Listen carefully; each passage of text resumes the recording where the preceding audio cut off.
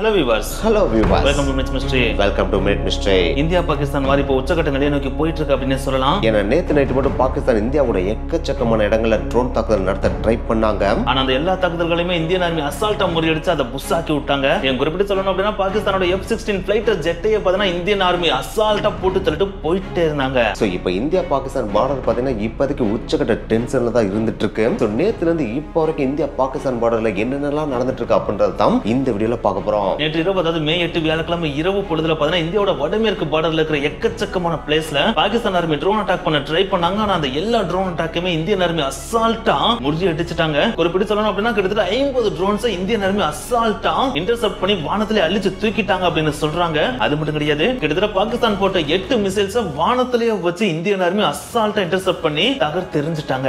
So இந்த மாதிரி Pakistan drone and missile தாக்குதல் நடத்த போறாங்க அப்படின்ற ஒரு இன்ஃபர்மேஷன் தெரிஞ்ச உடனே இந்தியன் கவர்மெண்ட் இந்தியாவோட எல்லைப்புற மாநிலங்களா இருக்கிற பஞ்சாப், குஜராத், ராஜஸ்தான் அண்ட் ஜம்மு காஷ்மீர்ல ஏர் ரைடு சைரன் வார்னிங் கொடுத்து எக்கச்சக்கமான பிளேஸ கம்ப்ளீட்டா பிளாக் அவுட் பண்ணிடுறாங்க. அது மட்டும் கிடையாது, டிஃபென்ஸ் சிஸ்டத்தையும் ஆக்டிவேட் பண்ணி விட்டுறாங்க. இது ஒரு பக்கம் போயிட்டு இருக்கப்ப நேத்து இந்தியா செம்மையான ஒரு விஷயத்தையும் பண்ணாங்க. அதுதான் அத்துமீறி தாக்க வந்த பாகிஸ்தானோட F-16 அப்படின்ற ஃபைட்டர் ஜெட்டை அசால்ட்டா இந்தியன் ஆர்மி வானத்திலே போட்டு தள்ளிட்டு போயிட்டே இருந்தாங்க.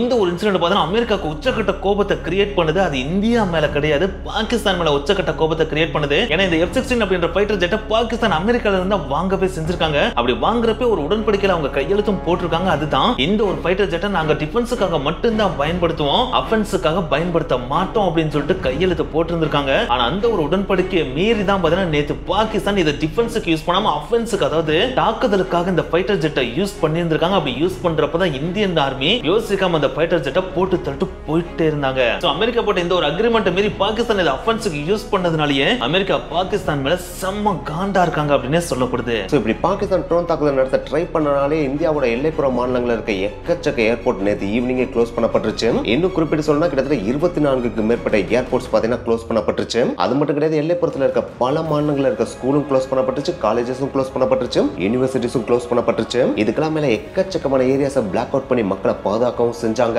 அண்ட் கவர்மெண்ட் ஆஃபீஸர்ஸ் லீவ் எடுத்திருப்பாங்க பார்த்தீங்கன்னா அவங்களோட லீவ் எல்லாம் கேன்சல் பண்ணி டியூட்டிக்கு வரவும் சொல்லிட்டாங்க. அது யார் யாருன்னு பார்த்தீங்கன்னா கவர்மெண்ட்ல போலீஸ் அண்ட் அட்மினிஸ்ட்ரேஷன்ல வேலை பார்ப்பாங்க பார்த்தீங்களா, அவங்களோட லீவ் எல்லாம் கேன்சல் பண்ணி உடனே டியூட்டிக்கு வரவும் சொல்லிட்டாங்க. இந்த மாதிரி லீவை கேன்சல் பண்ணது எல்லைப்புற மாநிலங்களான பஞ்சாப், குஜராத், ராஜஸ்தானை தாண்டி உள்புற மாநிலங்களான வெஸ்ட் பெங்கால், இமாச்சல் பிரதேஷ், ஹரியானா அண்ட் டெல்லியிலையும் இந்த மாதிரி லீவை கேன்சல் பண்ணிட்டாங்க. அண்ட் இதுக்கெல்லாம் மேல ஜம்மு அண்ட் காஷ்மீர்ல இருக்க சம்பா டிஸ்ட்ரிக்ட்ல பாத்தீங்கன்னா நேற்று இரவு பாகிஸ்தான் ஆர்மி இன்டர்நேஷனல் பவுண்டரியை தாண்டி இந்தியாக்குள்ள உட்புறவும் பார்த்திருக்காங்க. அதாவது அத்துமீறி உட்புற பார்த்திருக்காங்க. அதை நம்ம பார்டர் செக்யூரிட்டி ஃபோர்ஸ் வந்து வெற்றிகரமா முறியடிக்கவும் செஞ்சுட்டாங்க.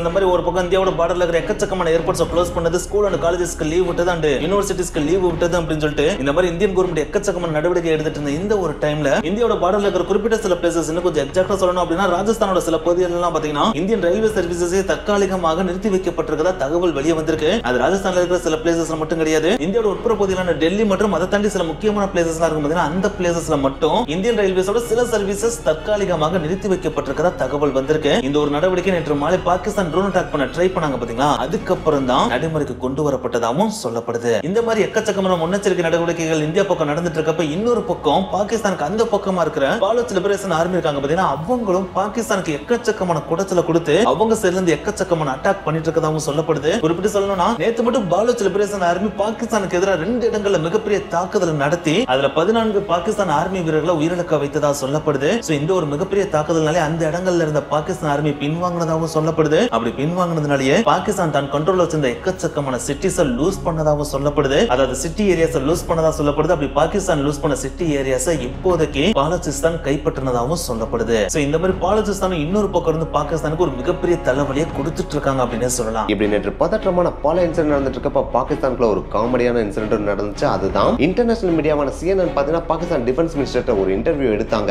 அந்த இன்டர்வியூல இந்தியாவோட 5 ஃபைட்டர் ஜெட்டை நீங்க சுட்டு வீழ்த்திட்டதா சொல்லப்படுது, அது உண்மையா அப்படின்னு சொல்லிட்டு கேக்குறாங்க. அதுக்கு பாகிஸ்தான் டிஃபென்ஸ் மினிஸ்டர் கொஞ்சம் கூட யோசிக்காம ஆமா நாங்க 5 ஃபைட்டர் ஜெட்டை போட்டு தள்ளிட்டோம் அப்படின்னு சொல்லிருக்காப்ல. அப்படி அவர் சொன்ன ஆங்கர் பாத்தீங்கன்னா அதுக்கு ப்ரூஃப் ஏதாவது இருக்கா, அப்படி ப்ரூஃப் தான் என்கிட்ட காட்டுங்க அப்படின்னு சொல்லிட்டு கேட்டிருக்காங்க.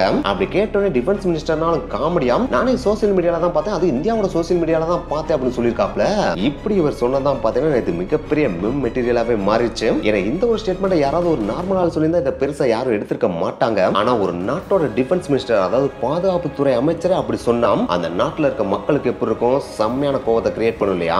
அதனாலே இந்த கோபத்தோட வெளிப்பாட பாகிஸ்தான்ல ஒரு மிகப்பெரிய போராட்டம் வெடிக்க ஆரம்பிச்சிருச்சு. அந்த போராட்டத்தில் ஈடுபடுற வர்றது வேற யாரும் கிடையாது, பாகிஸ்தானோட எக்ஸ் பிரைம் மினிஸ்டரான இம்ரான் கான் இருக்காரு பாத்தீங்களா, அவருடைய ஆதரவாளர்கள் தான் அந்த போராட்டத்தில் ஈடுபட ஆரம்பிச்சிருக்காங்க. ஏன்னா இம்ரான் கான் மட்டும் ஆட்சியில இருந்து தான் எங்களுக்கு இந்த நிலைமை வந்திருக்காது அப்படின்னு சொல்லிட்டு அவர் ரிலீஸ் பண்ண சொல்லி எக்கச்சக்கமான இடங்கள்ல பாகிஸ்தான்ல போராட்டம் வெடிச்சிட்டு இருக்கு. சோ இப்படி மூணு சைடுல இருந்து பாகிஸ்தானுக்கு எக்கச்சக்கமான பிரஷர் வரனால இதை எப்படி சமாளிக்கிறது அப்படின்னு தெரியாம பாகிஸ்தான் இப்ப விழிப்புதிங்கிட்டு இருக்காங்க. இப்படி ஒரு பக்கம் பாகிஸ்தான் விழிப்புதிங்கிட்டு இருக்கிற இன்னொரு பக்கம் பாகிஸ்தானோட நடுமண்டில உளிய வச்சு சரட்னு அடிச்சு உள்ள இறக்குற மாதிரி இன்னொரு இன்சிடென்ட் நேத்து நடந்துச்சு. அதை பண்ணதே மாசா நம்ம இந்தியா தான் பண்ணிருக்காங்க. அப்படி என்ன தர பண்ணாங்க அப்படின்னு சொல்லிட்டு கேட்டீங்கன்னா, பாகிஸ்தான்ல இருக்கிற அவாக் சிஸ்டத்தை இந்தியா அசால்ட்டா போட்டு தள்ளி அழுக்கவே செஞ்சுட்டாங்க. இந்த அவாக்ஸ் அப்படின்றது வேற எதுவும் கிடையாது, ஏர்போர்ன் வார்னிங் அண்ட் கண்ட்ரோல் சிஸ்டத்தை தான் அவாக்ஸ் அப்படின்னு சொல்லிட்டு சுருக்கமா சொல்லுவாங்க. இது பாகிஸ்தானோட இஸ்லாமாபாத்ல இருக்கு. சோ இந்த ஒரு அவாக்ஸ் பார்த்தா நம்ம இந்தியன் ஆர்மி அசால்ட்டா போட்டு தள்ளி அழிச்சிட்டாங்க. சோ அப்படி அழிச்சது பாத்தீங்கன்னா பாகிஸ்தானுக்கு ஒரு மிகப்பெரிய பின்னடைவை தரும் அப்படின்னு சொல்றாங்க. ஏன்னா இந்த ஒரு அவாக்ஸ் வச்சுதான் பாகிஸ்தானோட ஏர் சர்வேலன்ஸ் நடந்துச்சு. அதாவது அவங்களோட ரேடார்ல ஏதாச்சும் ஒரு விமானம் வருதா இல்ல குண்டு வருதா அப்படின்னு சொல்லி எல்லாத்தையும் பாப்பாங்க பாத்தீங்களா, அதை கம்ப்ளீட்டா மானிட்டர் பண்ணது இந்த அவாக்ஸா. அந்த ஒரு அவாக்ஸை இந்தியன் ஆர்மி போட்டு தள்ளினது பாகிஸ்தானுக்கு இந்த போர்ல மிகப்பெரிய பின்னடைவை தரும் அப்படின்னு சொல்லப்படுது. இப்படி பாகிஸ்தானுக்கு இது ஒரு பக்கம் பின்னடைவை தந்துட்டு இருக்கப்ப இன்னொரு பக்கம் பாத்தீங்கன்னா இந்தியாவோட மான்ஸ்டரான INS விக்ராந்த் பாத்தீங்கன்னா பாகிஸ்தானோட கராச்சி துறைமுகத்துக்கு பக்கத்துல போய் தாக்குதல் நடத்த ஆரம்பிச்சிருச்சு அப்படின்னு தகவல் கிடைச்சிருக்கு. இதனால கராச்சி துறைமுகத்துல ஒரு மிகப்பெரிய சேதாரம் ஏற்பட்டதாகவும் சொல்லப்படுது. ஆனா இது எந்த அளவுக்கு உண்மை அப்படின்றத இந்தியன் ஆர்மி அபிஷியலா வெளியிடுற வரைக்கும் நம்ம வெயிட் பண்ணி தான் ஆகணும். இதுல குறிப்பிட்டு சொல்லணும்னா இந்த கராச்சி துறைமுகத்தை இந்தியா கடைசி 1971 தான் தாக்குச்சு. அதுக்கப்புறம் இப்பதான் மறுபடியும் தாக்குது. அந்த 1971 நடந்த தாக்குதல்ல INS விக்ராந்த் தாக்குனதுல கராச்சி துறைமுகம் கிட்டத்தட்ட 7 நாட்கள் கொழுந்து விட்டு எரிஞ்சதாவே சொல்லப்படுது. இப்படி பயங்கர டென்ஸா போயிட்டு இருக்கிற இந்த ஒரு சமயத்துல, அதாவது பாகிஸ்தான் அத்துமீறி வான்வெளி மற்றும் தரைவெளியில தாக்க முயற்சித்துட்டு இருக்கிற இந்த ஒரு சமயத்துல ஒரு முக்கியமான மீட்டிங் இன்னைக்கு காலையில, அதாவது மே 9 காலையில இந்தியால நடக்குது. அந்த மீட்டிங்ல 3 ஆர்மடு போர்சஸோட தளபதிகளும் அதாவது முப்படையோட தளபதிகளும் இந்தியாவோட டிஃபென்ஸ் மினிஸ்டரான ராஜ்நாத் சிங்கை சந்திச்சு பேசுறாங்க. அப்படி சந்திச்சு பேசுற இந்த மீட்டிங்ல சில முக்கியமான முடிவுகளும் எடுக்கப்பட போவதா சொல்லப்படுது. அதுல என்னென்ன முடிவுகள் எடுக்கிறாங்க, அப்படி எடுக்கிறது மூலமா என்னென்ன விளைவுகள் ஏற்படும் அப்படின்றத நாளைக்கு ஒரு வீடியோல நம்ம பார்க்கலாம். இப்போ வந்து ரீசெண்டான நியூஸ் படி பாத்தீங்கன்னா நடப்பு IPL தொடரை கம்ப்ளீட்டா ரத்து பண்ணிட்டாங்க. இனிமேல் நடக்குமா அப்படின்றத பின்னாட்கள்ல தான் அறிவிப்பாங்க. ஏன்னா நம்ம ஆல்ரெடி சொன்ன மாதிரி தான் பிளேயர்ஸ், ஆடியன்ஸ் அண்ட் அந்த டீமோட நலன் கருதி IPL போட்டியை கம்ப்ளீட்டா ரத்து பண்ணிருக்காங்க. இது உண்மையிலேயே வரவேற்கத்தக்க ஒரு முடிவு அப்படின்னு தான் சொல்லி ஆகணும். ஏன்னா இந்தியாவே போர்க்களத்தில் இருக்கப்ப இந்திய ராணுவ வீரர்கள் எல்லாருமே அவங்களோட உயிரை பணைய வச்சு எதிர்நாட்டுக்கு எதிராக போராடிட்டு இருக்கிற இந்த ஒரு சமயத்துல இன்னொரு பக்கம் பாதுகாப்பு சந்தேகத்துக்குள்ளாக்குற மாதிரி இந்த மாதிரி கிரிக்கெட் போட்டிகள் நடத்துறது உண்மையிலேயே கொஞ்சம் டேஞ்சரான விஷயம் தான். சோ அதனாலேயே இதை ரத்து பண்ணது உண்மையிலேயே வரவேற்கத்தக்க நல்ல விஷயம் அப்படின்னு நம்ம சொல்லியானோம். இதை பத்தின உங்களோட கருத்து என்னன்றதை கீழே மறக்காம கமெண்ட் பண்ணுங்க. இந்த வீடியோ க்ளோஸ் பண்ணி போறதுக்கு முன்னாடி நம்ம இங்க நிம்மதியா இருக்கிறதுக்காகவும் நிம்மதியா தூங்குறதுக்காகவும் பார்டர்ல தூங்காம கூட ஐயராம உழைத்துட்டு இருக்கிற ஆர்மி வீரர்களுக்கு நம்ம ஒரு மிகப்பெரிய தேங்க்ஸ் சொல்லிக்கிறோம். அவங்க மட்டும் இல்ல அப்படின்னா நம்மளோட தூக்கம் ஒரு மிகப்பெரிய கேள்விக்குறியாயிரும். சோ எல்லாருமே சேர்ந்து ஆர்மி மேனுக்கு ஒரு பிக்கஸ்ட் சல்யூட் அண்ட் நன்றியை சொல்லிக்கிறோம். அண்ட் முக்கியமா நம்ம ராணுவ வீரர்கள் எல்லாருமே சேஃப்டியாவும் இருக்கணும் அப்படின்னு சொல்லிட்டு கடவுளை வேண்டிக்கிறோம். Okay guys, next video meet பண்ணலாம். பை.